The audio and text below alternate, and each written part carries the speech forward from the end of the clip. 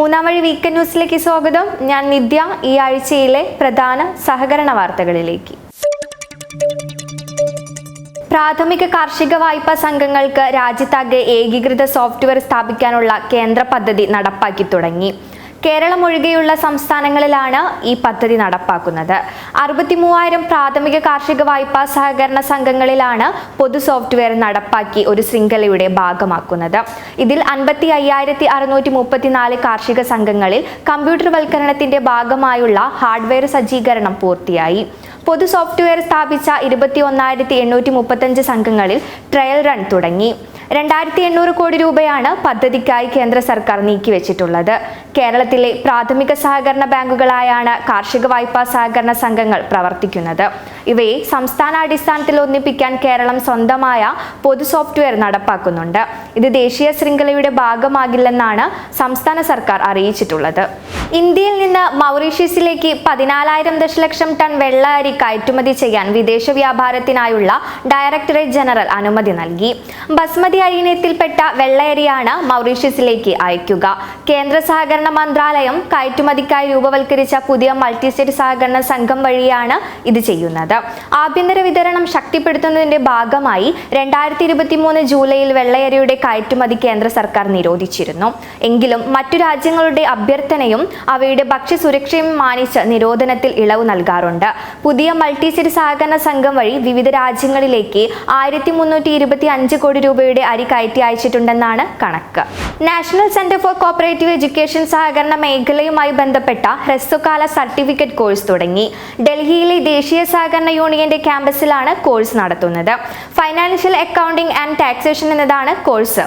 വിവിധ സംസ്ഥാനങ്ങളിൽ നിന്നായി 29 പേർ ഈ കോഴ്സിൽ പരിശീലനം നേടുന്നുണ്ട്. മെയ് 30-ന് കോഴ്സ് സമാപിക്കും.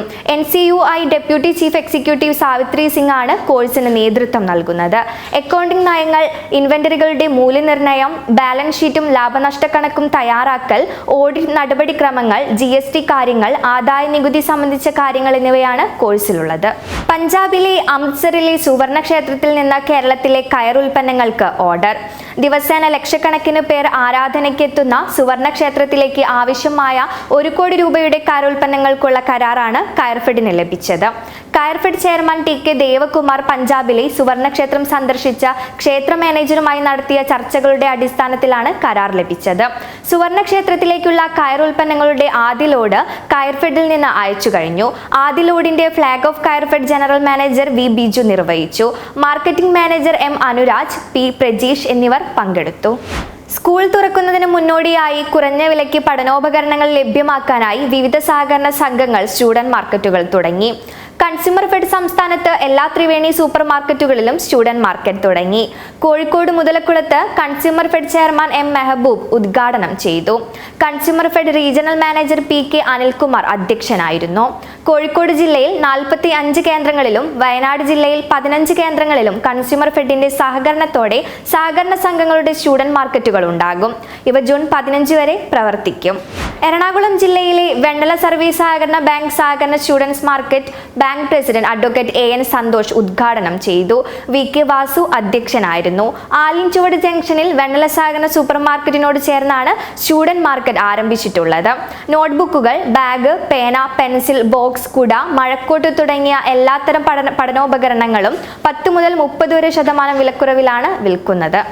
എറണാകുളം ജില്ലയിലെ എളമക്കര സാമൂഹ്യക്ഷേമ സഹകരണ സംഘത്തിന്റെ സ്കൂൾ മാർക്കറ്റ് പേരുണ്ടൂരുള്ള ആസ്ഥാന മന്ദിരത്തിൽ Kochi mayor advocate M Anilkumar ഉദ്ഘാടനം ചെയ്തു.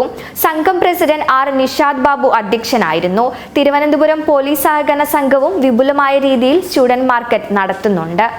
നഷ്ടത്തിലാകാനിടയുള്ള സഹകരണ സംഘങ്ങൾക്കും സഹകരണ ബാങ്കുകൾക്കും റിസർവ് തുക വകയിരുത്തുന്നതിൽ ഇളവ് അനുവദിച്ചുകൊണ്ട് സഹകരണ സംഘം രജിസ്ട്രാർ സർക്കുലർ ഇറക്കി.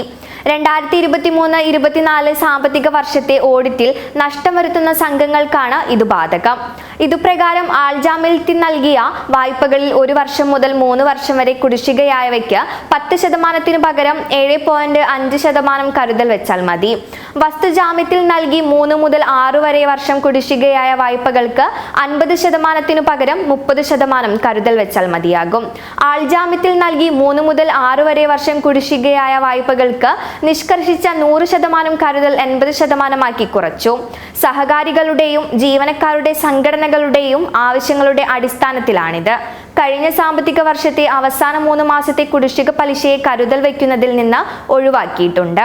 2023-24 ഓഡിറ്റ് പ്രകാരം ലാഭത്തിലുള്ള സംഘങ്ങളും ബാങ്കുകളും മുൻ നിർദ്ദേശപ്രകാരം തന്നെ കരുതൽ വയ്ക്കണം.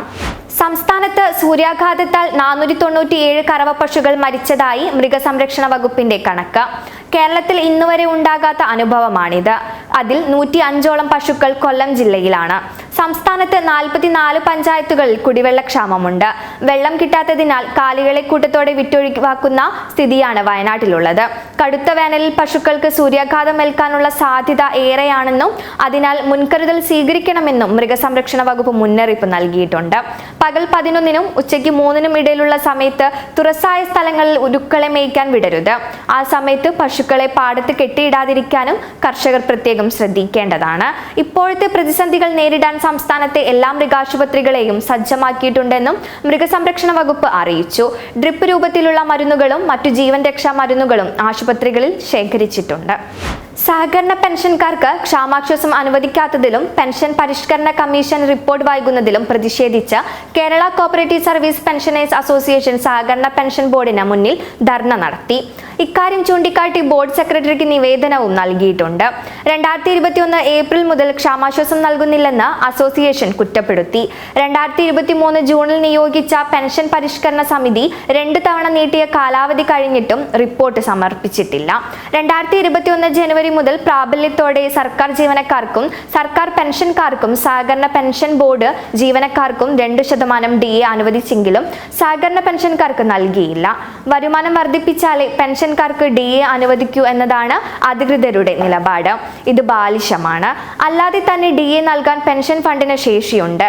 50 കോടിയിലധികം രൂപ മിച്ചമുണ്ട്. ഇത് ബോർഡിന്റെ ഓഡിറ്റ് റിപ്പോർട്ടിൽ വ്യക്തമാണെന്ന് പ്രസിഡന്റ് M. സുകുമാരനും ജനറൽ സെക്രട്ടറി മുണ്ടൂർ രാമകൃഷ്ണനും പറഞ്ഞു. കേരളത്തിലെ സർവീസ് സഹകരണ ബാങ്കുകളിലും സംഘങ്ങളിലുമുള്ള ഡാറ്റ എൻട്രി ഓപ്പറേറ്റർ തസ്തികയുടെ സീനിയോറിറ്റിയും ഉദ്യോഗ കയറ്റവും സംബന്ധിച്ച് സഹകരണ സംഘം രജിസ്ട്രാർ മാർഗനിർദ്ദേശങ്ങൾ പുറപ്പെടുവിച്ചു. ഇതനുസരിച്ച് നിയമാനുസൃതം നിയമനം കിട്ടിയിട്ടുള്ള ഡാറ്റ എൻട്രി ഓപ്പറേറ്റർമാർക്ക് സ്ഥാനക്കയറ്റം നൽകാനായി ഡാറ്റ എൻട്രി ഓപ്പറേറ്റർ തസ്തിക അതത് സ്ഥാപനങ്ങളിലെ പോഷക വിഭാഗം ഉപനിബന്ധനയിൽപ്പെടുത്തി അംഗീകാരം നൽകാം.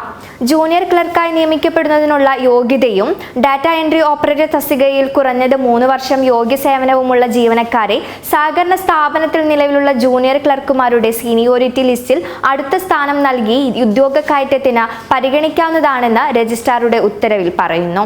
സഹകരണ ബാങ്കുകളിലെയും സംഘങ്ങളിലെയും typist, attender, peon, salesman, depot manager, store keeper, bill collector, watchman തസ്തികകളിലുള്ള ജീവനക്കാരെ പോലെ ഡാറ്റ എൻട്രി ഓപ്പറേറ്റർമാർക്കും സഹകരണ പരിശീലനത്തിൽ പങ്കെടുക്കാവുന്നതാണെന്ന് സർക്കുലറിൽ വ്യക്തമാക്കിയിട്ടുണ്ട്. കൊച്ചി സഹകരണ മെഡിക്കൽ കോളേജ് സർക്കാർ ഏറ്റെടുത്തതിനുള്ള നഷ്ടപരിഹാര തുകയിൽ 4ാം ഗഡുവും സർക്കാർ നൽകി. 9 കോടി രൂപയാണ് സർക്കാർ അനുവദിച്ചത്. 5 ഗഡുക്കളായി 44.99 കോടി രൂപയാണ് കോപ്പറേറ്റീവ് അക്കാദമി ഫോർ പ്രൊഫഷണൽ എഡ്യൂക്കേഷന് സർക്കാർ നൽകാൻ നിശ്ചയിച്ചിട്ടുള്ളത്. ഇതിൽ ഇപ്പോൾ അനുവദിച്ചതടക്കം 4 ഗഡുക്കൾ സർക്കാർ നൽകി കഴിഞ്ഞു. ഇനി 1 ഗഡു കൂടിയാണ് ബാക്കിയുള്ളത്. നഷ്ടപരിഹാരത്തിന് പുറമെ കേപ്പിന് 90.65 ലക്ഷം രൂപ കൂടി സർക്കാർ അനുവദിച്ചിട്ടുണ്ട്. ഇത് കേപ്പിനായി ബജറ്റിൽ വകയിരുത്തിയ തുകയിൽ നിന്നാണ് അനുവദിച്ചത്. ഈ ആഴ്ചയിലെ പ്രധാന സഹകരണ വാർത്തകൾ ഇവിടെ അവസാനിച്ചു. കൂടുതൽ വാർത്തകളുമായി അടുത്ത ആഴ്ച വീണ്ടും കാണാം. സഹകരണ മേഖലയുമായി ബന്ധപ്പെട്ട വാർത്തകളും വീഡിയോകളും നിങ്ങൾക്കും നൽകാം. അതിനായി 3-ാം വഴി online@gmail.com എന്ന മെയിൽ ID യിലേക്കോ 6238500515 എന്ന നമ്പറിലേക്കോ ബന്ധപ്പെടുക.